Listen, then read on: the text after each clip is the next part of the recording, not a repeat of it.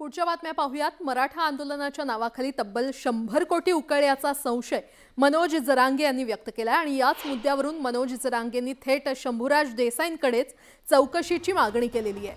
माझं नाव सांगून ज्यांनी पैसे आणि कामं घेतली त्याची मला यादी द्या अशी मागणी जरांगेंनी शिष्टमंडळाकडे केली आहे। दरम्यान माझ्या कानावर 100 कोटींचा आकडा आलाय, वेळ आल्यावर त्या माणसाचं नावही घेणार असल्याचा थेट इशारा जरांगेंनी दिलाय। त्यामुळे नेमके 100 कोटी कुणी कमावलेत या चर्चांना आता उधाण आलंय।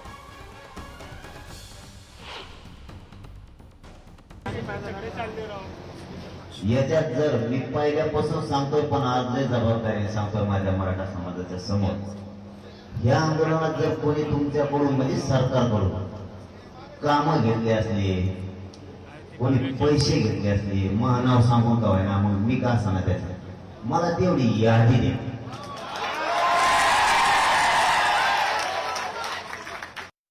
हे आंदोलन गोरगरीब मराठ्यांचा कर्तव्य त्यांना मोठं व्हायसाठी नाही। माया कानावर 100 कोटीचा आकडा, मी लय जबाबदारीने शब्द सांगतोय। मग वेळ आली ना, मी फोन म्हणला त्या माणसाचं नाव सुद्धा घेत असतो, ह्यो माणूस फोनवर म्हणणार। मग त्याची चौकशी करायची असली तर करा, तू म्हणलाय कसं त्याला जर याच्यात कोणी कमी नसेल मग त्यात मी बी असलो तरी सुटते, मी असलो तरी सुटते नाही, माझ्या शेजारचा असला तरी सुटते नाही। मला खूप गोष्टी ऐकायला मिळाल्या।